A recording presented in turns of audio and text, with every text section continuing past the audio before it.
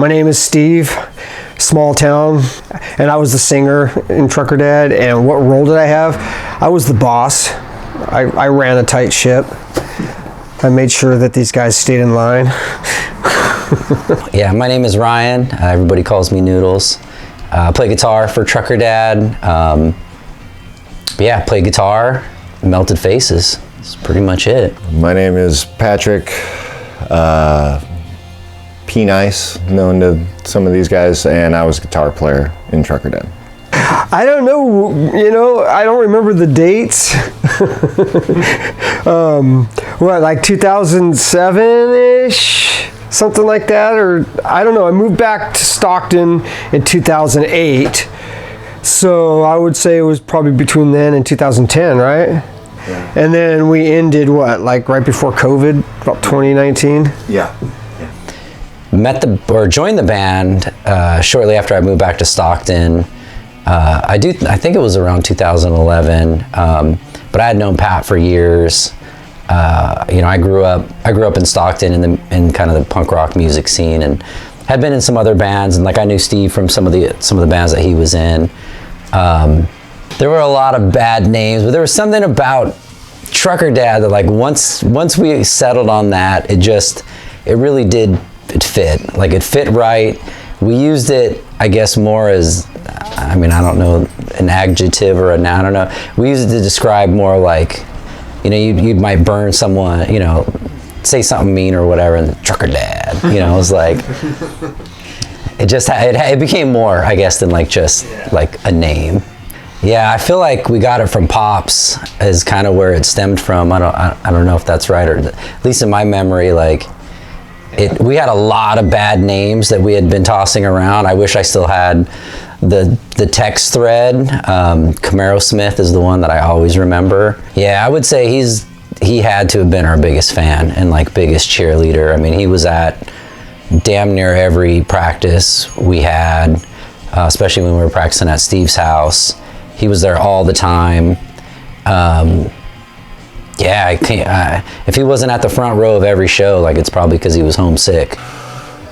It's kind of like being married to a bunch of dudes, you know what I mean? And we all have to like get along and be like, it's okay, and pat each other on the back and figure out how to move forward. It literally is like, it's like a group marriage with a bunch of dudes.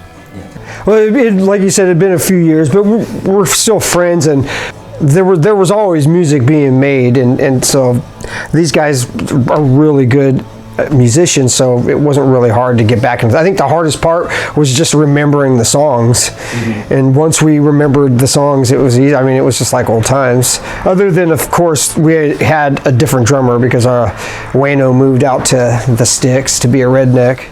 So that was awesome, actually. It was a lot of fun. I didn't expect it to go as smoothly and as easily. We had very few practices. I think we had 2. Yeah, it wasn't much. I think we only had 2 practices, and we hadn't played in 5 years. So to be able to pull off what we were able to pull off was kind of like magical in a way. And especially with a drummer who was the original drummer from Trucker Dad, but wasn't the one playing on the songs that we were playing. So it was a lot of fun, actually.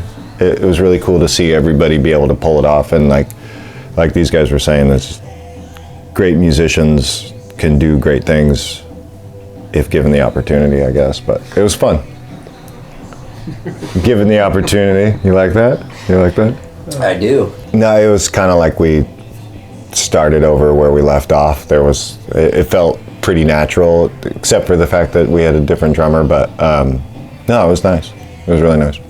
Oh, I'd love that, yeah. Because our other drummer moved to Idaho, so he's far, far away now.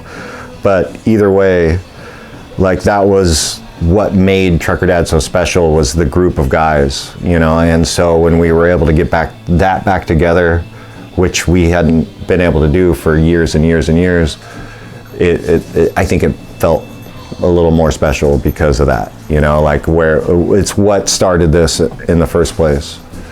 It gave us that feeling that we had initially starting the band out. Never say never, because these are all people I love and I enjoy being around. So I would imagine, we'd do something.